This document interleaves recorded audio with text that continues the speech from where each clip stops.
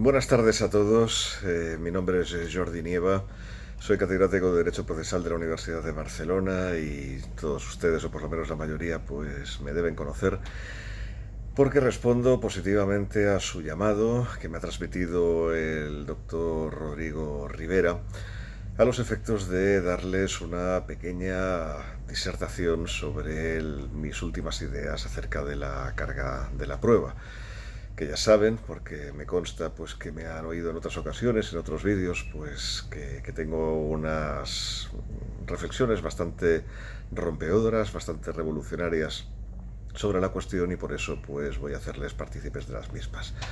Antes de ello, sí que me gustaría pues mandarles un abrazo y un, digamos, sentimiento de proximidad hacia ustedes que espero pues poder expresarles algún día, si es posible pues que yo pueda volver a Venezuela. Yo estuve yendo durante muchísimo tiempo en los primeros años prácticamente de mi andadura académica en el extranjero, pero ahora mismo desde el año 2011 lo cierto es que no he podido volver. Bien, no quiero comentar esta situación, yo soy extranjero, no me gusta interferir en los asuntos internos de un país y creo que no debo hacerlo además, pero sí que me gustaría expresarles pues mi deseo de que pronto pues nos volvamos a encontrar en el lugar que sea de Venezuela, habida cuenta pues que tiene verdaderamente lugares hermosos y cualquiera de ellos la verdad es que me vendría bien para poderles dar un abrazo. Dicho lo cual, vuelvo al tema que hoy me ocupa, que es el de la carga de la prueba. Verán, mis reflexiones son rompedoras, ya se lo he dicho, pero en el fondo son bastante sencillas de explicar. Si uno, pues en lugar de dejarse arrastrar por lo que es la tradición, por lo que es lo que a uno le han enseñado siempre, ha tratado pues bueno, de transmitir también aquello que le enseñaron en la universidad, pues uno, en lugar de asumir pues una enseñanza, lo que hace es tratar de reflexionar sobre ella y ver si aquello que ha aprendido pues tiene todavía sentido o probablemente pues lo ha dejado de tener y por tanto habría que disponer las cosas de otra forma completamente distinta. Bien, esto normalmente no lo hacemos, es decir, es algo que casi siempre pues nos vemos un poco impedidos de hacer porque nos cuesta bastante ir en contra de lo que nos han enseñado nuestros mayores y con más razón pues en contra de lo que hemos leído pues en tantas obras doctrinales en las cuales pues todavía nos apoyamos.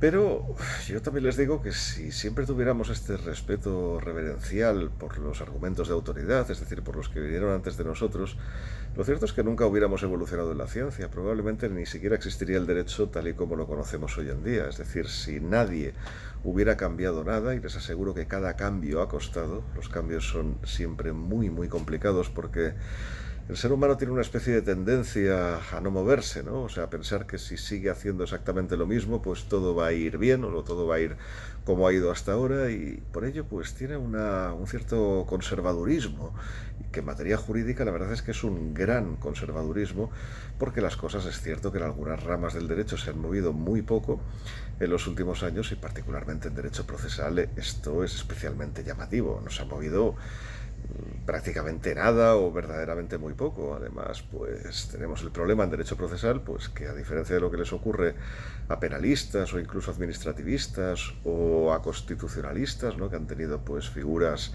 verdaderamente insignes dentro de sus trayectorias, en derecho procesal no tenemos a un von Litz, no tenemos a un Binding, como tienen los de penal, por ejemplo, ¿no? O no tenemos, pues en definitiva, a un Jelinek, a un Ježek, no tenemos realmente pues nadie en quien basarnos tanto. Sí que es cierto pues que hay algunos autores importantes, naturalmente, pero no fueron tan transformadores o tan iniciadores de algo nuevo como para poderlos recordar como algunos de los nombres que me acabo de referir. Yo explico así el hecho de que este tema de la carga de la prueba y otros temas también, la verdad es que no se hayan movido mucho a lo largo del tiempo, pese a tener una base de pensamiento que, se lo digo ya de entrada y con mucha claridad, me parece evidentemente absurda. Verán, El tema de la carga de la prueba se había desarrollado durante los siglos a partir de la Edad Media, sobre todo. Es decir, cuando ustedes lean que la teoría de la carga de la prueba arranca en el derecho romano, no se lo crean, no es así. Era algo prácticamente intuitivo, esto de que cada parte tuviera que probar aquello que había dicho en el proceso, pero no había una obligación, una carga, si ustedes quieren decirlo mejor así, ¿no? En el sentido que lo decía, en el sentido que decía Goldschmidt, ¿no? Pues no había realmente una obligación de probar como la que tenemos, como la que vino después, como la que tenemos ahora y como la que sobrevino en la Edad Media. Verán, en la Edad Media lo que pasó es que cambió el sistema de valoración de la prueba. Verán, veníamos de un sistema romano que había sido fundamentalmente libre, un sistema de valoración libre en el cual el juez era también libre, naturalmente, de ejercer o de realizar sus reflexiones sobre la valoración de la prueba, y a partir de ahí, pues claro, al juez un poco le daba exactamente igual si un hecho u otro pues se lo probaba una parte o se lo probaba otro litigante. La cuestión es que la prueba hubiera accedido al proceso y a partir de ahí pues el juez pudiera valorarla. Es cierto que en la época del Códex, es decir, ya en el último periodo del derecho romano, lo que sucedió es que el Corpus Juris Civilis en esa parte, y con algún antecedente en el digesto, empezaba a marcar algunas normas que eran más bien admonitivas, ¿no? Eran más bien pues de tratar de darle ideas al juez para guiarlo en la valoración de la prueba. Y ahí pues ustedes encontrarán que para algunas pretensiones el derecho romano exigía tener un determinado documento, ¿no? Y más que lo exigía, lo sugería, ¿no? Porque esto, claro, ayudaba a un juez. Si ya antes de empezar el proceso, pues el documento que es clave en esa pretensión no lo tienes, ¿no? Pues evidentemente no puedes empezar, ¿no? O sea, transportándonos a Roma, pues claro, si un esclavo reclama su libertad, pero carece del documento de manumisión y tampoco tiene delante al amo que le liberó, ni tampoco tiene testigos que atestiguen que efectivamente pues le hubo liberado, la verdad es que no tiene nada que hacer. Y eso era así. Y entonces, ese tipo de situaciones, no exactamente esta, se la he contado un poco, pues de una manera muy gráfica, muy pintoresca. Este tipo de normas, que insisto que eran admonitivas, que trataban de guiar al juez en la valoración de la prueba, pues no fueron más allá de esto, ¿eh? Es decir, o sea, no se aplicaron de una forma estricta. Pero ese carácter estricto llega en la Edad Media. En la Edad Media, ¿qué ocurre? Hay un cambio filosófico importante. Pasamos a lo que se llama la filosofía escolástica, que todos ustedes conocen. Y ahí, pues, la piedra de toque, la base angular de la filosofía escolástica, más allá de hacer caso de las enseñanzas de los padres de la Iglesia, más allá de los evangelios, naturalmente, más allá de eso, era tomar al pie de la letra lo que decían esas enseñanzas. Y además no poderlas cambiar de ninguna de las maneras. Es decir, era una aproximación muy religiosa, profundamente religiosa del tema. Es decir, si a un texto se le otorgaba autoridad y decía algo, ese texto no se podía poner en duda de ninguna manera. Y entonces, claro, aquellos juristas de aquella época, pues que estaban imbuidos por esa filosofía, porque era exactamente de esa época, pues claro, ¿qué les pasó? Pues les pasó que utilizaron esa manera de razonar, esa manera de hacer las cosas, también a los escritos jurídicos. Y claro, y ahí el escrito jurídico de autoridad era el digesto, y se encontraron con estas normas que les decía antes. Y entonces a partir de ahí pues empezaron a decir, hombre, pues si el digesto dice que hace falta tal documento, será porque tal documento es necesario y si no, no se puede continuar adelante. Y si hace falta pues tener dos testigos, pues es que no hay forma de poder cambiar esto. El digesto pues había dicho lo de los dos testigos para probar una pretensión simplemente con ánimo de aconsejar al juez, pero nunca de una forma obligatoria. Y en cambio en la Edad Media se tomaron eso como si fuera palabra de Dios, y nunca mejor dicho, y ya no lo dudaban. Ahí se inició ese régimen o ese sistema de valoración legal de la prueba, que tiene precedentes todavía más antiguos, pero realmente donde se sitúa históricamente es ahí, en ese momento. Y entonces, claro, como ustedes ven, con este sistema pues ocurren dos cosas. En primer lugar, el juez deja de valorar la prueba, simplemente, es decir, ya a su libre albedrío a la hora de valorar la prueba, su racionalidad desaparece en beneficio de seguir lo que dicen las leyes, es decir, tener este documento, que además la ley dice que es prueba plena, por tanto no podemos discutirlo, ¿no? O los dos testigos, o el juramento, todo eso eran pruebas plenas. No había muchas, son estas que les estoy diciendo: la prueba en documento público, el juramento y los dos testigos. Prácticamente no había más, ¿no? Había alguna más, pero es de explicación un poco más compleja. Bueno, la cuestión es que dejaron de valorar, ya les digo. Y al dejar de valorar, pues cómo fallaban los procesos, estarán ustedes preguntando. Pues muy sencillo, lo que hacían era sumar las pruebas que aportaba cada parte. Sumar las pruebas que aportaba cada parte. Y de ahí nació el hecho de que cada parte tuviera la obligación de aportar la prueba. Ahí es donde realmente nace la carga de la prueba, la que después hemos llamado carga subjetiva de la prueba. Por tanto, cuando ya se iniciaba un proceso y el demandante no tenía las pruebas que decía la ley, es que ya no hacía falta ni que empezáramos. O cuando no las tenía el demandado, habiéndolas tenido el demandante, pues no hacía falta que empezáramos, y por tanto la carga de la prueba, esa carga subjetiva, se valoraba al principio del proceso y no al final, como recomienda ahora la doctrina. Y bien, y de esa forma, pues claro, ustedes estarán preguntando, bueno, ¿y qué sucedía cuando las dos partes aportaban su prueba? Bueno, pues entonces lo que hacían era simplemente aportar todas las pruebas que podían. Es decir, si tenían, por ejemplo, más documentos, pues aportaban también esos documentos, y entonces iban sumando pruebas plenas. ¿Cuántos documentos tengo? 5. Por tanto, tengo 5 pruebas plenas. ¿Y cuántos tiene la parte contraria? Pues tiene 3, por ejemplo. ¿Y entonces cómo se fallaban los pleitos? Pues se fallaban los pleitos pues poniendo las pruebas en una balanza, es decir, parte demandante, parte demandada. A partir de ahí, quien tuviera más pruebas ganaba. No había más.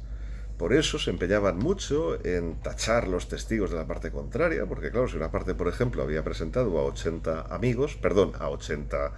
testigos de su cuerda, entiéndame la ironía, pues bueno, si conseguíamos tacharle 70, pues oye, pues le habíamos hecho bastante daño, porque a partir de ahí, como hacían falta 2 testigos, le han quedado 10, únicamente tiene 5 pruebas plenas, hagan la cuenta y le saldrá así. Bueno, pues este es el sistema que se siguió. A ustedes les puede sorprender mucho que esto fuera así, y fue así realmente hasta el siglo XVIII, lo denunció, no, XIX de hecho, lo denunció Voltaire, se denunció en Gargantúa y Pantagruel, lo denunció con mucha vehemencia Jeremy Bentham, y ahí es donde empiezan a cambiar las cosas. Es decir, desde que Jeremy Bentham en su Tratado de las Pruebas Judiciales dice que eso no puede ser, que no podemos fallar así, que no podemos decidir así los pleitos, ahí es cuando lo que sugiere es que los jueces pues vean la prueba, presencien la prueba, y a partir de ahí pues expresen su razonamiento al respecto de lo que hayan visto, es decir, la valoración de la prueba, la valoración libre de la prueba. Bueno, y ese es el nuevo sistema, es decir, fue volver al sistema romano, naturalmente, pero no con tanta consciencia de ello, porque en realidad lo que hacía Bentham era aplicar el sistema inglés del jurado. Claro, el jurado no tenía pruebas plenas, el jurado son ciudadanos sin conocimientos jurídicos, por tanto no sabían lo que era una prueba plena y lo que no, y a partir de ahí, pues si el jurado falla según su racionalidad, pues un juez también deberá hacerlo, ¿no? Bien, entonces, claro, en un sistema como este, de valoración libre de la prueba, fíjense ustedes que volvemos al principio. Es decir, ya no importa quién aporte la prueba al proceso. Es decir, ya no importa que la parte demandante aporte esta prueba, la parte demandada esta otra, sino que lo que importa es que ambas partes intenten hacer lo que puedan en el proceso, aporten todas las pruebas que les sea posible. Y a partir de ahí el juez valorará todas las pruebas con independencia de quién las haya aportado y sin criticar a una parte: tú no aportaste esta prueba, por tanto pierdes el proceso. Eso es lo clásico de la carga de la prueba. No, simplemente, oye, voy a ver el material que han aportado las partes aquí al proceso, y en función de ese material, pues yo acabaré decidiendo. Y eso es el sistema de valoración libre de la prueba. Es decir, en el sistema de valoración libre de la prueba, insisto, la carga subjetiva de la prueba ya no tiene ningún sentido. No lo tiene. Y tendría que haber desaparecido. Esto es algo que lo dijo Joseph Kola, es uno de los conocidos, de los procesalistas conocidos. Lo quiso decir también, bueno, de hecho lo dijo Leo Rosenberg, que es otro de los clásicos, ¿no? Es el autor de la monografía más importante sobre carga de la prueba del siglo XX, fue su tesis doctoral, y también lo dijo, ¿no? Que la carga de la prueba en sentido subjetivo tiene que desaparecer. Y oiga, y así es como la emplean casi todos los tribunales del mundo, es decir, eso ya no tiene sentido. Lo que pasa es que Rosenberg tuvo ahí un ataque de nostalgia, probablemente inducido por Bach, que en el siglo XIX finales había dicho que esos que decían que la carga de la prueba tenía que dejar de existir, pues que estaban diciendo una necedad, una insensatez. Claro, lo dijo Bach, lo dijo con 30 años, era un poquito joven, ¿no? La vehemencia, la fuerza que tiene la gente pues cuando efectivamente tiene 30 años, ¿no? Y bueno, lo que pasa es que, claro, era un hombre con influencia. Influyó a Rosenberg, se conocían, de hecho. Y yo creo que Rosenberg se vio influido por Bach en ese punto y no se atrevió a hacer desaparecer la carga de la prueba. Y ahí recupera un concepto que venía del proceso penal de un jurista no tan conocido llamado Glasser, que lo que había dicho es que había otra parte de la carga de la prueba, otro concepto, ¿no? Que era la carga objetiva de la prueba. Pasa que la carga objetiva de la prueba ya no tiene nada que ver con lo que estamos hablando, ¿eh? La carga objetiva de la prueba es simplemente ver cuál es el peso probatorio necesario para probar un hecho. Es decir, qué tengo que tener para probar un hecho. Eso es la carga objetiva. Es decir, ya no me importa a quién beneficia o perjudica, esa es una consecuencia inevitable, sino que lo que quiero saber es qué pruebas necesito para probar un hecho. Y ahí se han centrado básicamente las obras, sobre todo en Alemania, de carga de la prueba que ha habido desde entonces, ¿no? Es decir, qué pruebas necesito, ¿no? Un poco lo que había dicho el digesto en su día, ¿no? Si ustedes se dan cuenta, al final vamos siempre repitiendo utilidades y repitiendo guías o pautas que se han producido ya en el futuro, siendo las necesidades pues más o menos las mismas. Orientar a los abogados, sobre todo, decir, bueno, ¿cómo planteo yo la estrategia probatoria en el proceso, ¿no? Pues bueno, pues tendrás que aportar esta prueba, esta prueba, esta prueba. Muñoz Sabaté, por ejemplo, enfoca toda su obra sobre probática en este sentido, ¿no? Aunque él no comete la imprudencia de llamarle a eso carga de la prueba, es decir, hace muy bien, porque eso no es carga de la prueba. Eso, si ustedes quieren llamarle carga de la prueba, pues llámenselo, como hizo Glasser, como les decía, y le copió Rosenberg, y dijo que bueno, que no, que ahí teníamos que ver qué peso tenía que tener la prueba, es decir, qué poder de convicción tenía que tener la prueba aportada para poder dar por probados unos determinados hechos. Pero insisto, es que eso ya no es carga de la prueba. O sea, si le quieren llamar carga objetiva de la prueba, pues llámenselo, pero es que no tiene nada que ver con la carga subjetiva. Eso ya es una cuestión de libre valoración. Es decir, el concepto ya no es el de carga objetiva, es el de valoración de la prueba. Es que eso es la valoración de la prueba. ¿Qué convicción me tiene que provocar la prueba para que yo dé por probado un hecho? Entonces, claro, si ustedes quieren llamarle a la valoración de la prueba de otra forma distinta y le quieren llamar carga objetiva de la prueba, pues son muy dueños de hacerlo, pero es que eso no sirve absolutamente para nada. Es decir, si ya tenemos un concepto de valoración de la prueba, ¿por qué queremos duplicar las cosas? Con lo cual, claro, si la carga subjetiva con el sistema de libre valoración ya no tiene sentido, y la carga objetiva pues realmente hace referencia a otra cosa, que es la valoración de la prueba, pues claro, la carga de la prueba como concepto, como ustedes podrán ver, deja de existir. Y alguno que me esté escuchando pues pensará, bueno, ¿y qué hacemos en los casos en que haya empate, ¿no?, entre las dos partes, ¿no? Que las dos partes hayan aportado prueba a las dos y sea difícil decir quién ha ganado. Entonces, ¿qué hacemos, no? Sin la carga de la prueba. Pues muy sencillo. Díganle al juez que valore la prueba porque es imposible que haya un empate. Seguro que una prueba es más convincente que otra. Y si no, pues el juez tiene que valorar por qué una prueba le parece exactamente igual que otra, de manera que se anule. Pero esto es prácticamente imposible, ¿eh? que verdaderamente pase. De hecho, el propio Rosenberg solamente decía que la carga objetiva de la prueba era algo que había que utilizar cuando en el proceso se utilizaban máximas de experiencia, es decir, cuando se recurría al sistema de libre valoración. Por tanto, ¿de qué estamos hablando? No tiene la más mínima relevancia ese concepto y se puede perfectamente prescindir de él. Pero bueno, si no me creen, inténtenlo ustedes. Intenten llevar un proceso en el cual no haya carga de la prueba. Imagínenselo y ya verán qué es lo que les surge. Les surgirá un demandante que reclama 10 millones de bolívares y un demandado que dice que no los debe. Muy bien. Si el demandante aporta la prueba de que le debe 10 millones de bolívares, ¿qué ocurrirá? pues ocurrirá que puede ganar el proceso si el demandado no aporta la prueba del pago. Pero ¿y si no aporta esa prueba? Perderá el proceso. ¿Por qué? Porque no hay prueba simplemente de esa pretensión. ¿Dónde está la carga de la prueba? Porque también puede ser que el demandado, al decir, oiga, yo ya pagué, claro, al aportar el documento del pago, por mucho que el demandante no hubiera aportado el documento de la existencia de la deuda, claro, que exista el documento del pago ya acredita que existirá la deuda en su momento. Entonces, claro, tendríamos que ver si efectivamente ese documento de pago es auténtico, si el pago verdaderamente se realizó. Es decir, podemos tener otro camino a recorrer. Es decir, a lo mejor tiene un documento de pago el demandado, pero al final no se hizo el ingreso bancario correspondiente. Pero justamente ese documento, fíjense, aportado por el demandado, acaba aprovechando al demandante. ¿Dónde está la carga de la prueba? No está. Simplemente no está. Yo les he puesto un ejemplo muy fácil. Pongan ustedes cualquier otro y les va a salir exactamente lo mismo. Insisto, siempre y cuando no se quieran anclar en la tradición, quedarse con lo que creen que siempre han sabido y se vayan realmente a lo mero mero, ¿no? Se vayan a lo auténtico y vean pues qué es lo que hay detrás de todo esto.